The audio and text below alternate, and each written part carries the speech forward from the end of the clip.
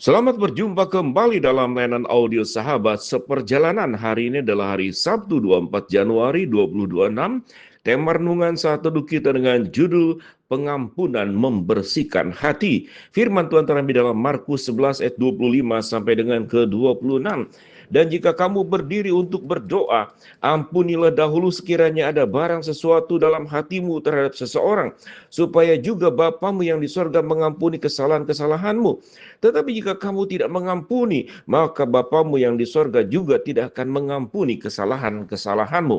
Mari kita berdoa. Bapa yang di dalam surga, kami bersyukur Allah yang kami sembah adalah Allah yang mendidik, Allah yang mengajar, Allah yang memperingatkan kami tentang bahayanya kebencian. Dalam nama Tuhan Yesus kami berdoa, amin.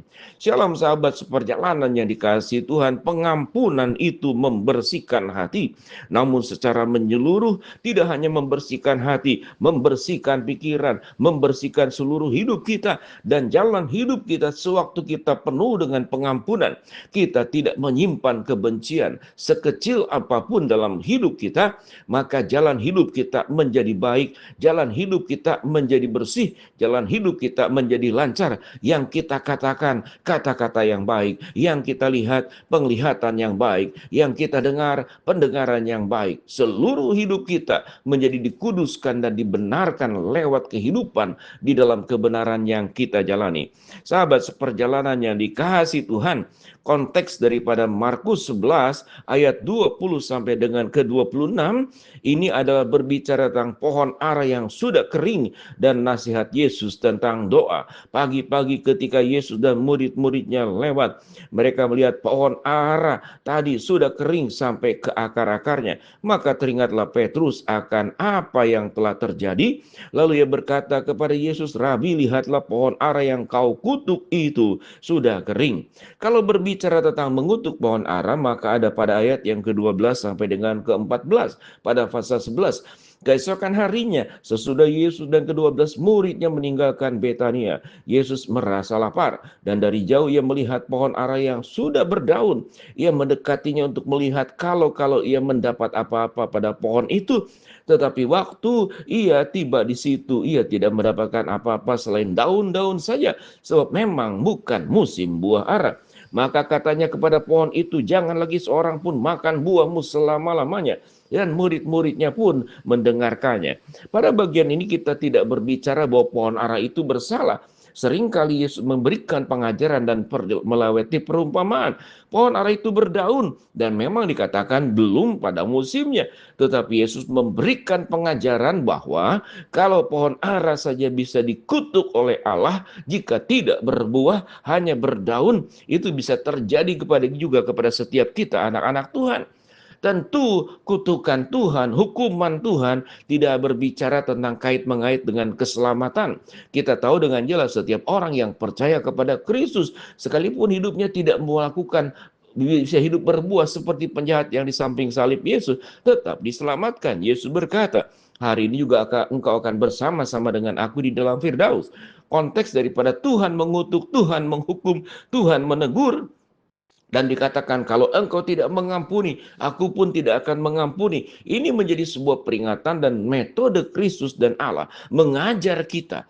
Sesungguhnya pengampunan itu selalu diberikan oleh Allah. Tetapi pada bagian ini, pada ayat 25 dan 26 pada Markus 11, mengapa dikatakan, "Aku tidak akan mengampuni"? Tentu dalam konteks bahasa Indonesia, seakan-akan Tuhan itu berbalas-balasan. Tetapi pemahaman tentang aku tidak mengampuni adalah sebuah proses. Seseorang yang ingin menerima pengampunan Allah, maka dia perlu membuka pintunya. Ketika Allah memberikan pengampunan, tapi hatinya tidak terbuka kepada pengampunan Tuhan, maka pengampunan Tuhan tidak akan terjadi ke dalam setiap kehidupan kita. Bukankah seseorang yang sakit tatkala diberikan obat oleh dokter, obat itu akan memberikan kesembuhan, tetapi yang bersangkutan yang sakit tidak membuka mulutnya, tidak menelan obatnya, maka tidak terjadi kesembuhan. Demikian juga dengan pengampunan Tuhan. Orang yang tertutup hatinya tidak menerima pengampunan Tuhan, biasanya juga orangnya tertutup untuk mengampuni orang lain. Seseorang yang sungguh-sungguh bukan seakan-akan menerima pengampunan Tuhan, dia menerima pengampunan Tuhan, maka dia akan mengalami sebuah perubahan hidup. tatkala seseorang sudah dipenuhi oleh Roh Allah, Roh Kristus, Roh Kudus dalam hidupnya, dia tidak akan membenci terlalu lama. Mungkin sebagai manusia bisa dalam satu saat membenci, bisa dalam satu saat sulit untuk mengampuni. Namun seseorang yang sudah dipenuhi oleh Roh Allah, Roh Kudus, dan Roh Kristus di dalam dirinya, dia akan punya kemampuan, kekuatan untuk bisa mengampuni. Dan ingat sahabat, seperjalanan pengampunan yang kita berikan kepada orang lain sebagaimana pengampunan Allah yang diterima oleh kita, itu memberikan damai sejahtera. Orang yang mengampuni, sekalipun mungkin orang yang diampuni masih tetap berbuat jahat, namun kepentingan yang paling pertama adalah memberikan damai sejahtera yang terbaik dan terindah untuk hidup kita. Atau dengan kata lain, pengampunan yang kita berikan, yang kita lepaskan, itu membersihkan hati kita sebersih-bersihnya. Kita tahu dengan jelas, kita tidak nyaman kalau sepatu kita kotor, kaos kaki kita bau. Kita tidak nyaman dan kita tidak akan makan dari makanan dari piring yang kotor, sekalipun makanan yang enak dan lezat ada di piring tersebut, namun kotor, kita tidak akan memakannya. Demikian juga kalau kemudian kotor udara, kotor polusi, kotor segala sesuatu, kita akan dekat dengan kematian. Demikian juga kebencian adalah kekotoran, adalah polusi pikiran, polusi hati yang akan merusak kehidupan kita. Sehingga sewaktu kita melepaskan pengampunan, maka yang terberkati, yang pertama-tama adalah diri kita sendiri.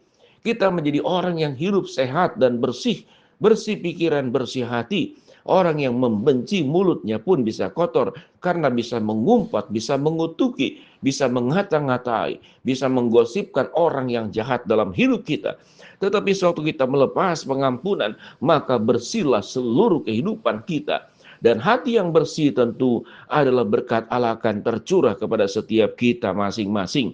Sahabat seperjalanan, kalau Allah sudah mengampuni kita, dan tentu kita berdoa, jangan kita jadi seperti pohon ara yang dikutuk oleh Allah. Kita berdaun, kita mendapatkan berkat Allah, namun hidup kita tidak berbuah. Itu gambaran, perumpamaan, metafora tentang pohon ara yang berdaun namun tidak berbuah. Hidup kita pun sama, berdaun, kita dapatkan berkat Allah, kita bertumbuh, namun kita tidak menghasilkan buah, kita tidak memberkati orang lain. Hidup kita semata-mata fokus pada diri sendiri. Hidup kita semata-mata hanya berorientasi tentang apa yang aku suka, apa yang aku mau, apa yang aku dapat. Seumur hidup kita tidak pernah memikirkan orang lain. Sementara Kristus di dalam intisari kasih Allah adalah memikirkan kita sepenuh-penuhnya. Bagaimana mengasihi kita, bagaimana menyelamatkan kita, bagaimana menjaga kita, bagaimana melindungi kita, bagaimana menguatkan kita dari rasa takut, khawatir, bimbang, cemas. Tuhan memberikan semua yang terbaik. Kalau roh Allah di dalam diri kita, maka sifat-sifat Allah pun ada di dalam diri kita. Dan kalau sifat-sifat Allah ada di dalam diri kita, kita akan mengalami pembaharuan demi pembaharuan kehidupan. Salah satu yang terpenting adalah kita membersihkan hati dengan melepaskan pengampunan dan menjauhkan kebencian. Mari kita berdoa.